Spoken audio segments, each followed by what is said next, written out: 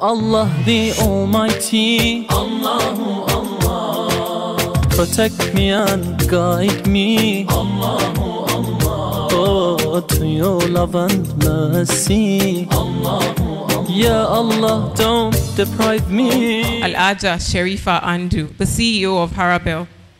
Alhamdulillah, namaduhu, wa nasta'inu, wa nastaghfiruhu. Wa na'udhu billahi min shururi anfusina wa min sayyiati a'malina. Wa yahdihillahu fala mudilla lahu, wa yudlil fala hadiya lahu. Wa ashhadu an la ilaha illallah wahdahu la sharika lahu, wa ashhadu anna Muhammadan abduhu wa rasuluhu. Indeed, all praise is due to Almighty Allah subhanahu wa ta'ala, and as such we should praise Him. We should ask for His forgiveness and His protection from the evil which is within us and the evil which results from our deeds. Because whomsoever Allah guides and whosoever He allows to go astray, none can guide. I therefore bear witness that there is no other God worthy of worship but Allah subhanahu wa ta'ala, and that Muhammad, son of Abdullah, sallallahu alayhi wa sallam, the last prophet, the seal of all prophets. My brothers and sisters, I greet you by saying, Assalamu alaikum wa rahmatullahi ta'ala wa barakatuh. It's actually not NEPA that took this light. You can imagine if we have light, consider it's like 9 p.m. in the night, and we had our bulbs, and then somewhere the light went on, we don't have anything, and it's pitch black. You know, it will be very, very uncomfortable to live in. We won't enjoy it. And that provision of the bulb, please put on the bulb. Put on the light again. That light, the bulb, was invented by somebody. It was his dream to give us light. His name was Thomas Edison.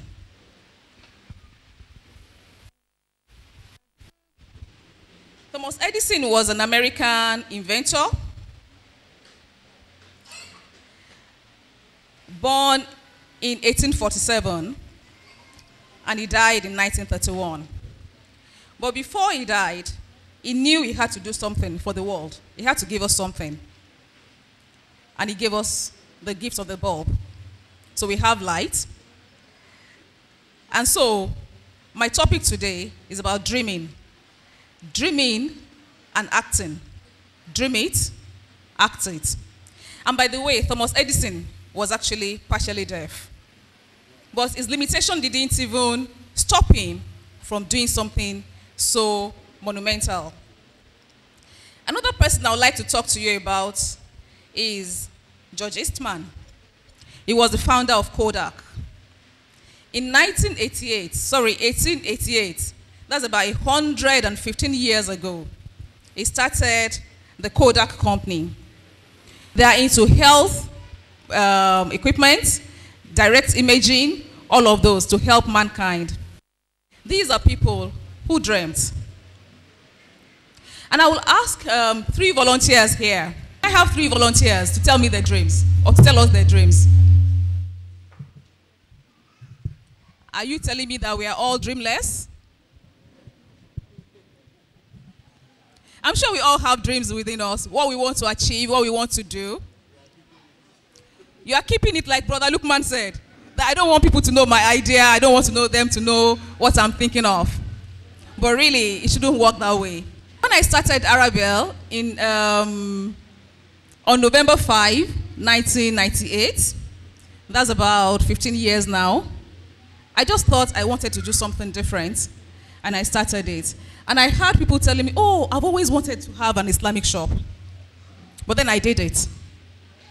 So everybody thought, oh, she has a fantastic idea. But really and truly, a lot of people might have had that same idea, to have an Islamic shop, to start something really different, but they didn't act on it that fast. I did. So here we are today. Apart from people who invent things, we have people that I call out-of-the-box thinkers. There are things that are already there before, but they still tried to do, to improve on it. In that, you have people like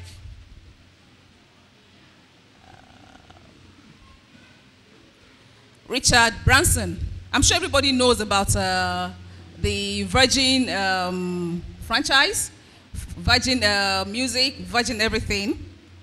This was a young man, when he was going to leave the university, he always had ideas. And the principal told him that, George, Richard, you are either going to end up in jail or become a multi-billionaire, because he always had ideas, lots of dreams. And he chose to positively channel his ideas and his energy to become a billionaire, a world-class billionaire. He didn't end up in jail because of his ideas. Another person I'd like to talk to you about is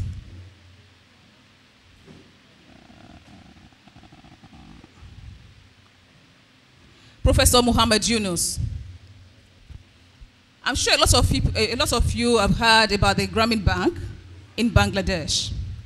This was a man who was a lecturer of economics, a professor of economics, and he thought he could do something for mankind. And I'm going to read what he said.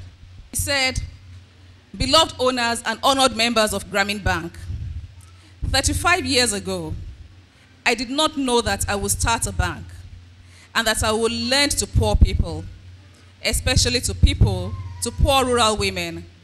Like many other teachers, I was busy teaching in the classroom, far from the realities on the ground. But Jobra village took my future into a completely different direction. I saw firsthand how the loan sharks enslaved the villagers, and I thought that if I were to lend money to the poor, then the villagers could be free from the grasp of the loan sharks." I'm going to repeat that statement.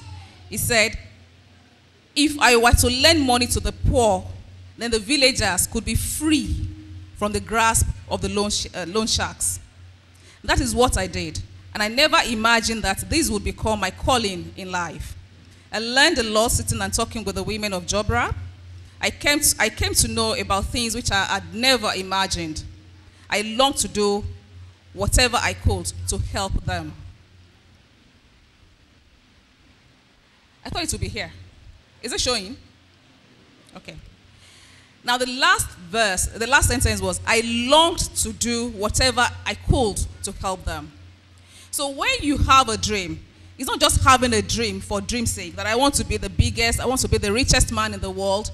It has to be some element of benefiting people, to help others. And it's only when you do that, when your dream includes other people, that is when you can actually say, oh, you've done very well, your dream has come true, and then you have done something meaningful.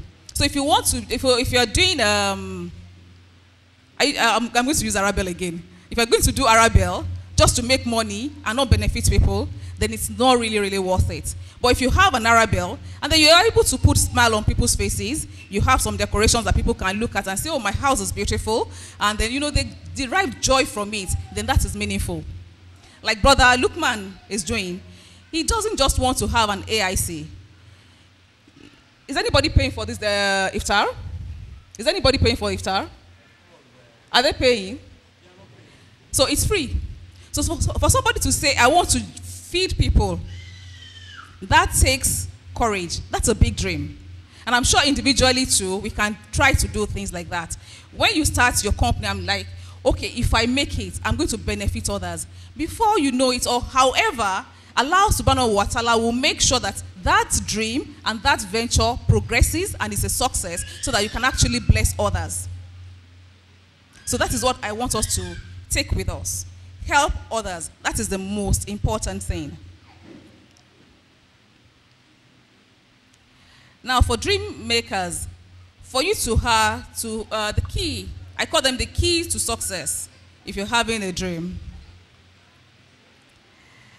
I'm going to give you an example of Twice as Nice. I don't know whether a lot of people buy their shirts. It's a big chain now. And I was speaking with the brother one day, fantastic brother, Hakim Shonibare, and I said, I really don't want to have so many branches of Arabel. I want to have just maybe 2, 3 that I can manage. And he said, that's not good enough. I said, I don't really need much. My needs are so limited. Have a house, a car, and a few things that I can just say, okay, these things make me comfortable. And he said that's not the idea. It shouldn't be. That when he started, he wanted to have more people that you can employ. That the more people I employ, the better I'll be. And that propels him to open more shops. So he has more branches. You know, thinking I want to help others is actually helping him now. He wants to open more shops so that they can have more people, give them jobs so that they can feed their families. But eventually, he's opening shops and his wealth is growing. So whatever we do is about other people. It shouldn't be just about us alone. And for your dreams, the fantastic ones, money shouldn't be the motivating factor. If it is about money, people say bottom line is money. If it's about money, you only just achieve this much. But if you just want to do it selflessly and then for the good of humanity, you can go on and it can grow much better than you can actually imagine.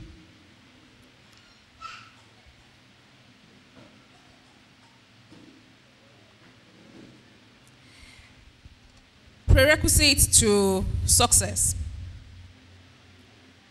The first one is ability to think and think deep.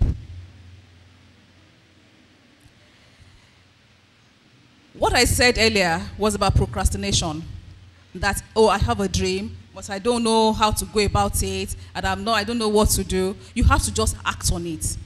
Even if you have thought about it very well, everything depends on thinking.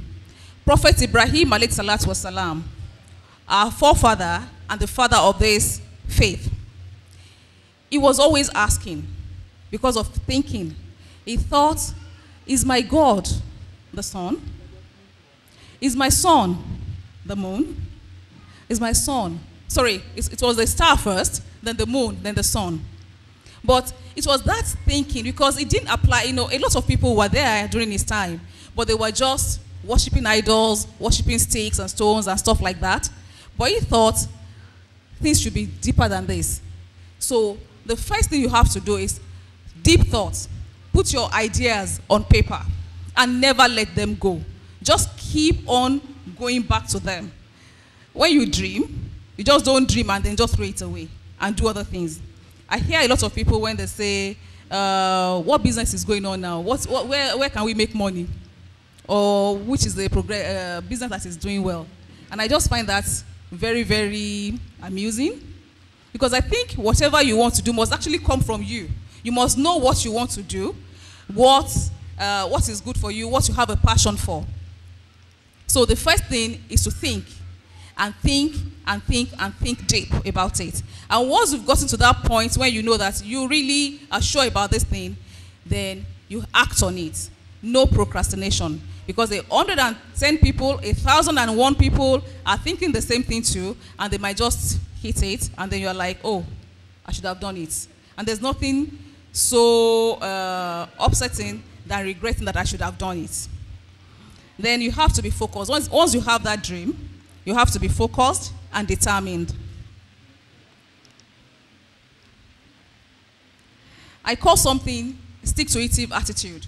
So once you have your dream, you hold on to it, you stick to it. And then you don't let anybody, because there are a lot of noise around. People will criticize you, people will discourage you, but once you know this is what I want to do, then you have to just go on with it. Ignore anybody. Ignore what people are saying. Listen to constructive criticism, but the ones that you yourself know that these are what they call bad belly. You know what that is? That is not really, really constructive criticism. It's just attempts to put you down. Those ones, just filter them away and then ignore them and then move on. So be focused, be determined. Hard work. When you have a dream, the Prophet sallallahu alaihi wasallam, his dream was to get all of us out of darkness. It was a very noble thing, the most noble thing that you can ever imagine. But it just didn't say, oh, I have a fantastic idea for my ummah or for humanity, and then because God is a religion of God, it's God that sent me, I will just leave it, and then it will work out. No. He worked very hard. He worked, he suffered for it, He went to Taif, he was pelted with stones. He didn't give up. He was still working. So we have to know that hard work has no substitute. When you even have that fantastic dream, hard work has no substitute. You have to just be hardworking, you have to be focused, and then you have to be educated, highly educated, native intelligence, anything. People, education doesn't end with having a university degree. It's good to have that. But people go to, you are a welder, for example, but there are new ways of doing things, or you're a carpenter, for example. I know carpenters, they will saw, they will do all sorts of things. But now, they can take the things to the machines in the sawmill, they will cut for them, and all they just do is screw them up. So you have to continually learn new things, improve yourself, learn, educate yourself, and re-educate yourself so that you can be very, very current, you can be able to compete. And then you have to have a strong passion for whatever you have. You can't compromise on quality. Once you have your dream and you know this is my dream, because a lot of times when we have dreams and then they fail, we keep asking, why did it fail? That means something is wrong. But it's actually us that we're not going about it the right way. Compromise on quality. You don't do that. I know my brother Lukman, for him to send a letter of invitation to me to write to come and give this talk, he can always call me and tell me. Or he could drop something in my office. He will send it by DHL, and I'm like, oh, this is really, really important. So I open it with, like, you know, with an air of importance.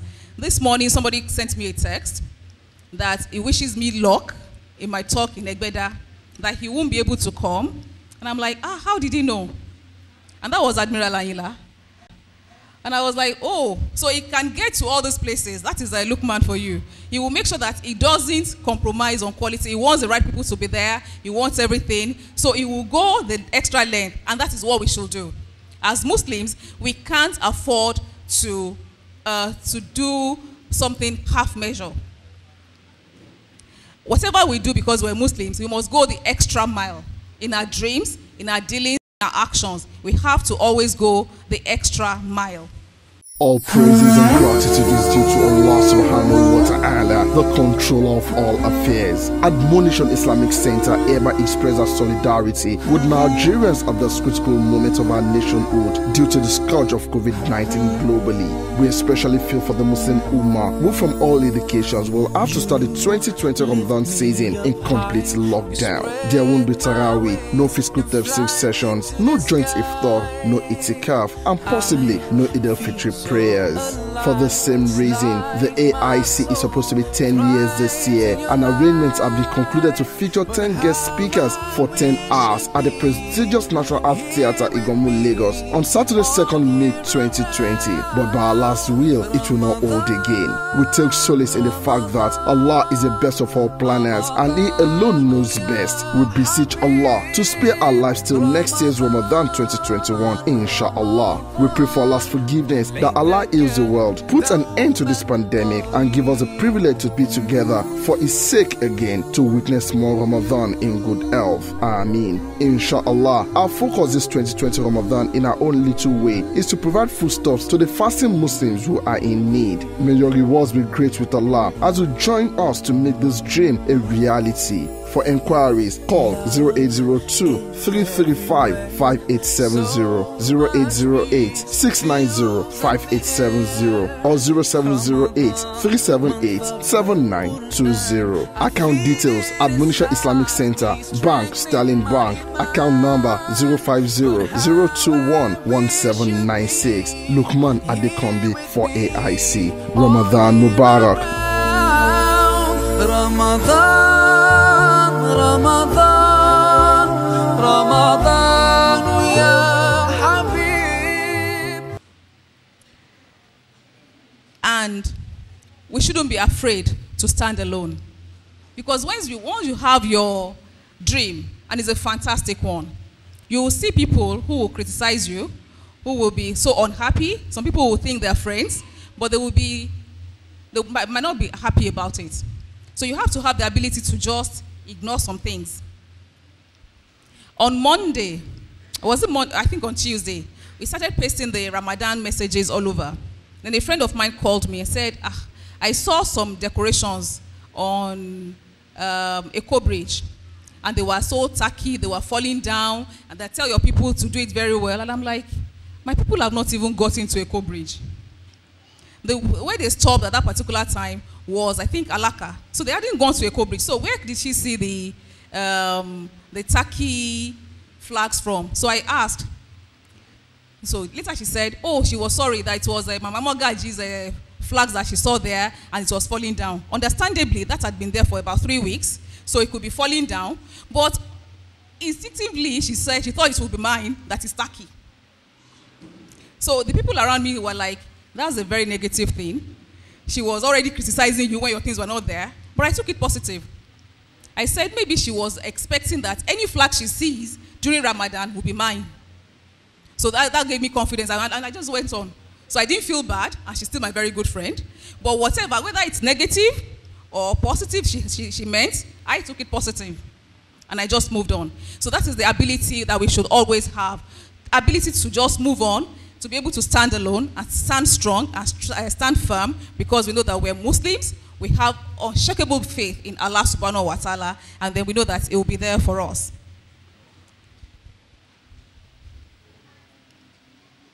I've said all this. Then there's a story I like to tell. People who have listened to my lectures from time to time, maybe here and there, they would have heard it before. But for people that I'm meeting for the first time, I'm still going to tell that story because it's my favorite story. It actually motivates me. Once, there was a farmer who went to the farm. And when he got there, he saw a little eaglet. And that eaglet already lost his mother. So he took it home to be part of its own chicken brood. And they were there together. And they were growing. So the eaglet, or the chicken, it looked like a chicken when they were young. The eaglets and chicken, they look alike. So they were growing together. And after some time, this eaglet felt it could actually fly. Because there's something about him that was always moving. Something wanted him to just fly. But the chicken will always tell him that, our kind don't fly. We can only walk or hop a little. You are too ambitious. So people will tell you that you are too ambitious when you have your fantastic dreams. So they told him several times, you are too ambitious, we don't fly. You're going to hurt yourself. So he believed them, even though it could, it felt that urge to fly. So one day, they found him dead. It did not realize its dream. It died without its dream. So whenever you have your dream, don't let people discourage you. Don't let people put you down. Hold on strongly to your dream. Believe in Allah subhanahu wa ta'ala and believe in your ability, and then move on. When I was in secondary school, I can't remember, I can never forget it. I was in Form 4. And we had a new principal, Mr. Dari. And he said to us on the assembly one day, that was about 30-something years ago, and it's still very, very instrumental to me. It still resonates in my heart. And he said, don't come to this school like a snake that walked on a rock without any path. Come to this school and be like a snake that walked on sand. If a snake walks on sand, you see the path that it's taking. But if it's on a rock, it will just go, nobody will see it. And that I took with me. I was very young, I was 15 or so, 14, 15, but it meant a lot to me. So anywhere I go, I try to make sure that I put a mark. I just don't come and then people don't see me or people don't feel me. I let people feel me positively, mashallah. So we must also cultivate that idea in our neighborhood, in our offices, in our place of work, wherever we find ourselves. Always make a mark. Let them know that you came. Just don't want to come to this world and just go, because this world is so temporal. We are here for a short while. Maximum maybe 100 years or 90. May Allah give us a long life. But then, no matter how long it is still very, very short. But you want to go with knowing that I did something. I just didn't come to this world and just went like that. So that is my message for you today. Remember, they are dreamers. Dreamers are just people who dream, and people just take their dreams and run away with it. And there are dream makers. I pray that all of you will decide from today to be dream makers. If you dream something, you act on it. That is when it becomes a dream. That is where you are a dream maker. But if you just dream, and then you don't do anything about it, you're just a daydreamer. And I pray Allah subhanahu wa ta'ala will not make us daydreamers. He will make us dream makers. He will make us grow. And He will make us benefit this beautiful religion of ours. My brother Abdulakim Kosoko is here. He has a few things to tell you. This is 4 o'clock. It's about Asri period. And I'm sure we have to break. The little I've said, may Allah accept it. May Allah make it turn to make it whole. The Yorubas have a saying, I hope that whatever I've said will turn,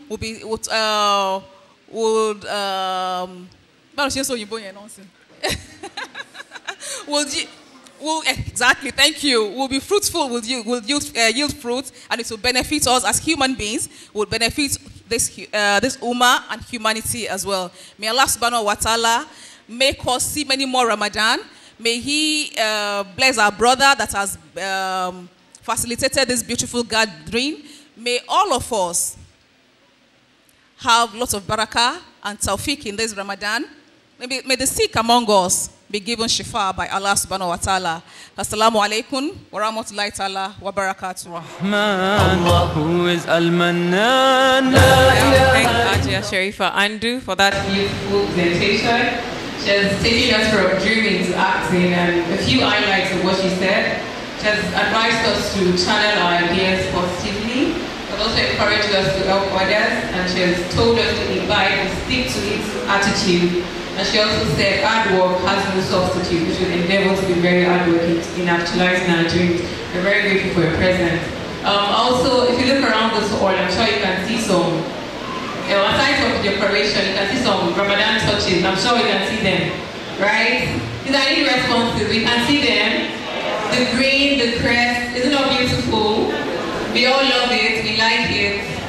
This doesn't come for free. It's courtesy Arabel. She's added a little touch to our hall. And Ramadan is a season we Muslims are very proud of. It's a season we should be ready to celebrate. So to have these designs in our offices, in our homes. Okay. Oh, sorry, it's not about that. You know, I need to just tell you this, I forgot.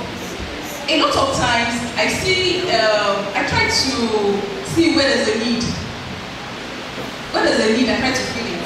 Normally we have Christmas decorations, and in Saudi Arabia, in Dubai, everywhere, they always have Ramadan decoration, but we don't have that. That was why we started the Ramadan decoration, trying to do something on the streets for Ramadan. And I thought we could do something also for our homes. Our children, they want something Ramadan, something symbolic to show in our homes. That is why I came up with this.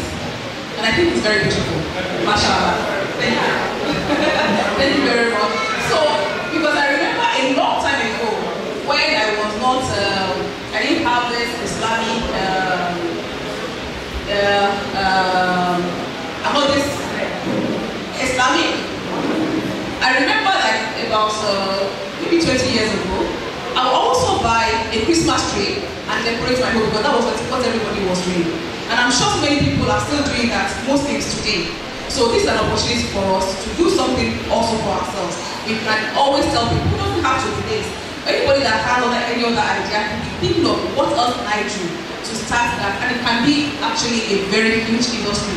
We never knew when they started Christmas decoration. And now it's here. Everybody knows. Everybody knows this Christmas decoration. But what we have started now, 100 years from now, 150 years from now, none of us will be here. And it should have started that some people started Ramadan decoration. So we can all be part of it. Think of something that is a huge industry. So people should just take that and run away with that idea. Thank you.